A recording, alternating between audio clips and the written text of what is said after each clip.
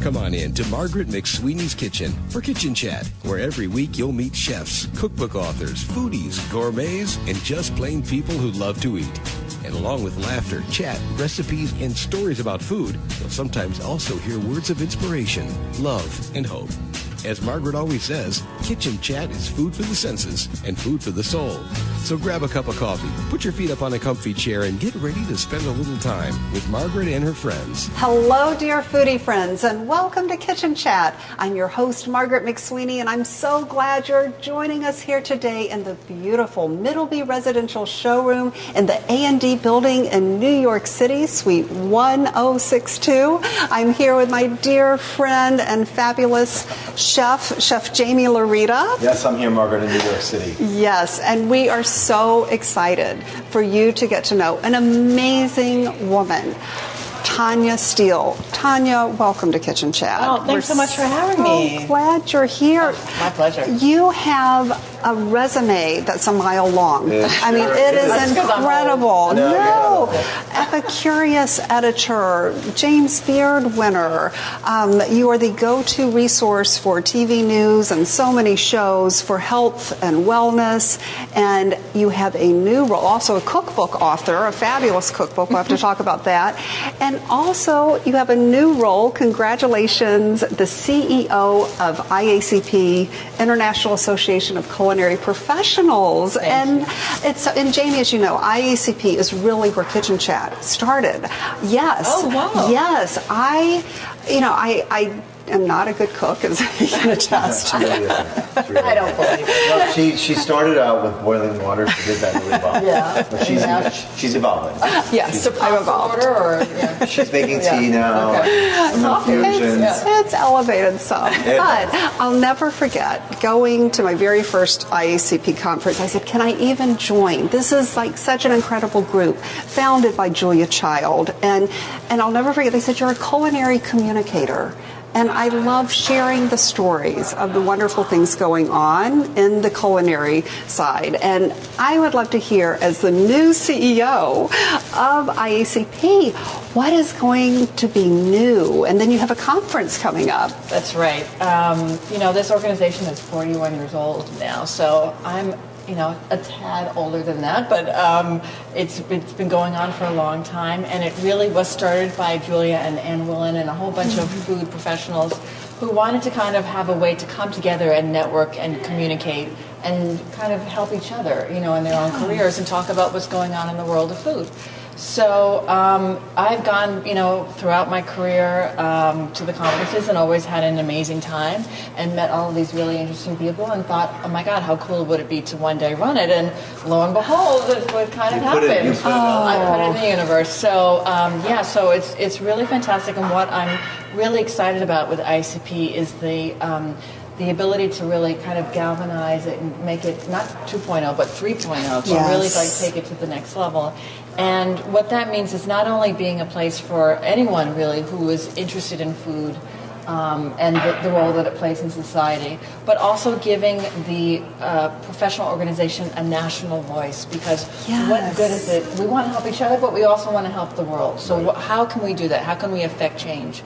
So we as a group we have a very powerful voice, all of us together. Yes. I mean, we're just kind of some of the kind of the who's who of the food world. So we should really be doing big things and making big strides. So that's really what I want to focus on.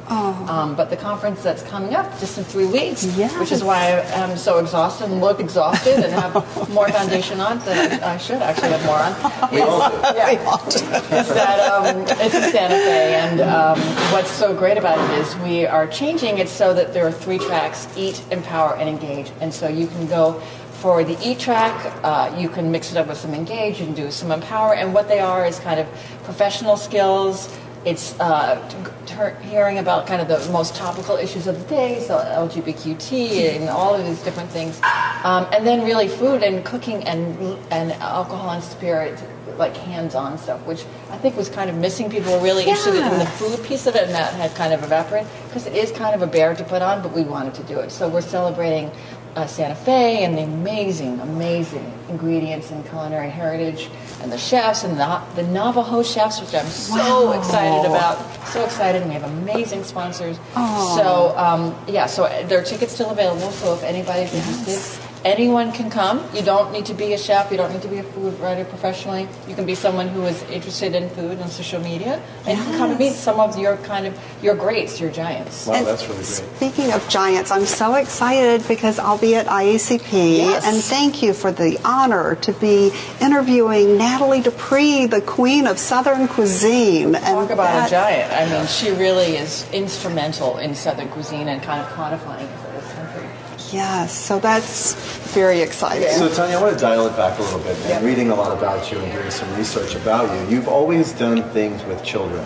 Yes. The foundation with the Obamas and stuff like that. Where did that come from, and what inspires you to do those things? It's a funny thing. I grew up very close to here, and my mother, we're all from England originally, and we moved here when I was 7.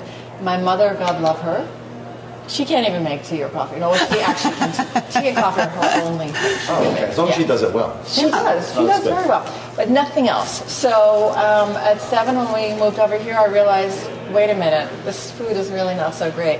And I turned on the television and watched Julia Child.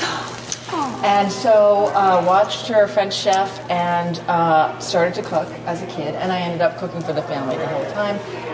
Fast forward to I have twins, identical twins, because God thought, just let's give her, she has a sense of humor, let's give her 2 people that look exactly alike, so she doesn't know what she's doing. And I really didn't know. But at that time, I was at Bon Appetit magazine, and I realized I didn't even know how to cook for kids or for babies, and I didn't know how to get them into the kitchen. So I got really interested. I wrote a book called Real Food for Healthy Kids, which came out right at the very beginning of this whole thing.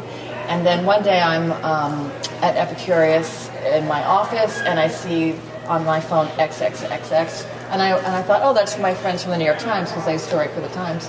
And I picked it up and said, hi, and they said, hi, we're calling from the First Lady's office, and we have your cookbook, and we would really love to work with you. So I said, yeah, you're joking. No, we really are. So that's how it all started. They called me right around when they started Let's Move, and they had my cookbook, and they knew about Epicurious, and so we started coming up with different things to do together. I helped them in any way I could, and then I came up with this idea of doing a national recipe competition for children. And so they said, good, but if you do it, you have to actually kind of get it all together. So I got the USDA, the Department of Agriculture, the White House, and then some sponsors. Just some small. Some small. While I was doing my regular job and commuting and children. But it was an amazing experience, and we had it for 5 years. One winner from every state would come to the White House for a kids' state dinner.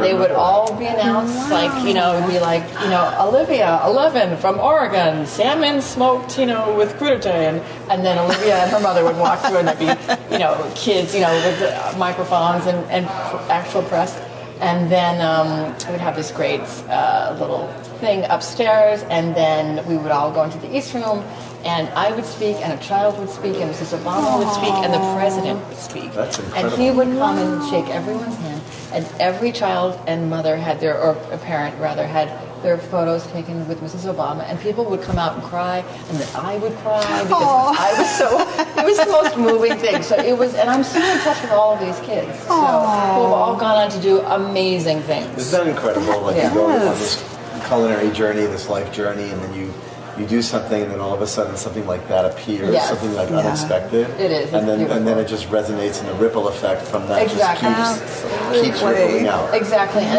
it's it's all about throwing a stone in the water that you are happy with, and hoping that, as you said, it ripples out and it keeps affecting people. And that's why I just came out with a book, Food Fight, a Mouthwater History of Food and Wine for the Ages from Nat Geo. And it's a history of food for kids, but it's also a history of the world. And it's got a very healthy message implicit, let's get into the kitchen and cook.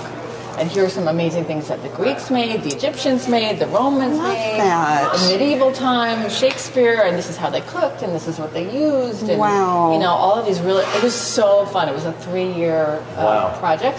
but I loved it. And great. a lot of my White House kids tested the recipes and gave me quotes for the book. So that is incredible. It was great. So it was like that. a nice full circle. And I'll never forget, a real highlight in my culinary journey was in 2015 when the IACP conference was in Washington, D.C., and I was able to tour the White House garden.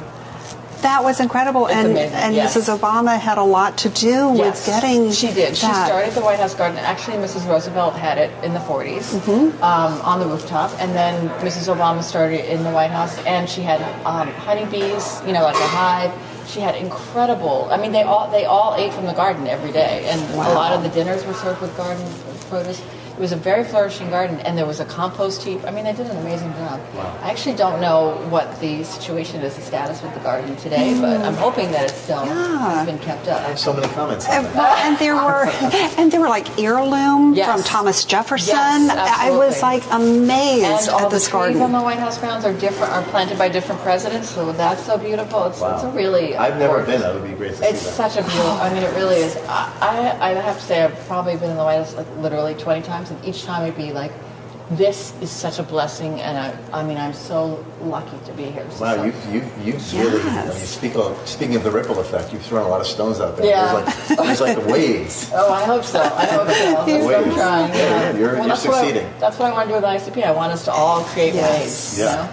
And IACP, I mean, I just love the platform and the openness. And really, anyone interested in the culinary side, I encourage you, foodie friends, check out IACP, the conference, and the wonderful resources you have for the webinars and just so many ways to connect. The networking itself, just meeting people face to face is a huge thing. And Jamie, remember, we went into Anne Willan's. I met Anne Willan at IACP in Chicago, in the Chicago conference, and she invited Jamie and me into her beautiful kitchen when she was in Santa Monica. Oh, wow. And that was such a wonderful thing. It was really a kitchen chat moment that I will never forget. Being in her kitchen and her sharing all the stories with Julia, and remember when she gave me that musical teacup? I traveled with a lot of musicians. And it was a teacup with all these music notes around. It's almost as if she knew who I was. Oh my God, so cool. No, she was very, very, very cool. And the red wine vinegar that we went home with. Yes. Oh, wow. Yes. Amazing. Yeah, she gave me the mother, and then I passed it on to the chef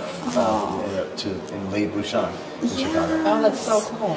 But that's just a sampling of what IACP can do in connecting us all, because it really is a small world, and it's international. It extends internationally with IACP. It's so true. And you could say, well, what do we need that for when we have social media? But the reality is that social media is virtual, and there's nothing that replaces meeting people in person. No, that's so true. And I remember when I went to my first IACP with you, Margaret. Yes. And we met Meredith. And we met so many people that night. But you're right. There's nothing like connecting on a human level, and everybody seems so friendly and open to ideas and exchanging tips and projects of the trade. It was a wonderful experience. And it all began with Julia. Now, had you ever met Julia Child? I've met her multiple times, which is such a beautiful, again, full circle, considering that she kind of put me both professionally and personally on such a path. And I've met her multiple times, and now I run the Julia Child Awards. So that's one thing I do. That's right.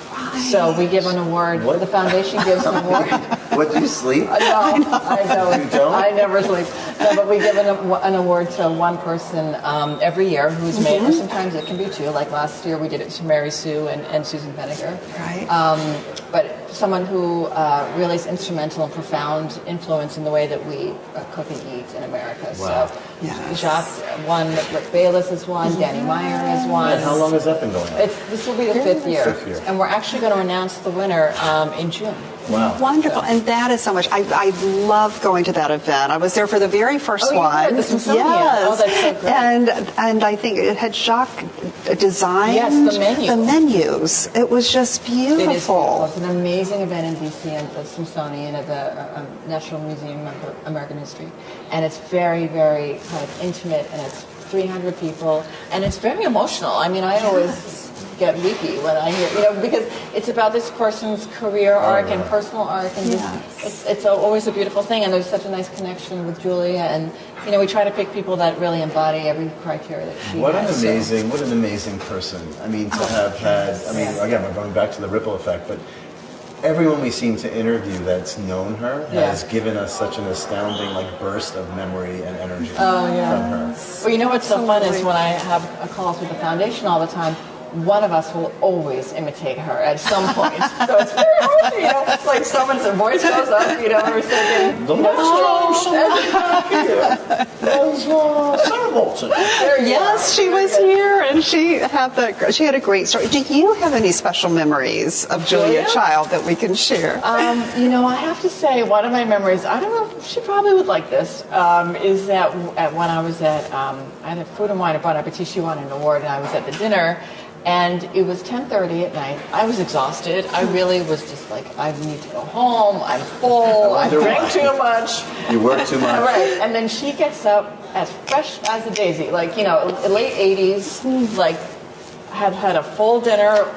She had her drinks that she loved. I mean, God love her. She ate and drank well until the very end. And so she was just 1,000 times more energy than I ever had. I remember thinking, I was probably 20. I was like, oh my God, how does she do it? An energy role model. Exactly. Wow, and as you said, it's full circle, and this is such a special celebration. Thank you so much for being on Kitchen Chat with us. Thank you. It's my honor. Thank you, and thank you, Jamie, as always. And thank you, dear foodie friends, for joining the fun. I'll make sure that I have links to IACP so you too can find a wonderful foodie friend network with IACP as well. And also, please visit the showrooms. Middleby Residential now has 2 beautiful showrooms, one in New York City in the A&D building on the 10th floor, and then one in the Merchandise Mart where you can find Chef Jamie Larita, Suite 137. Yes.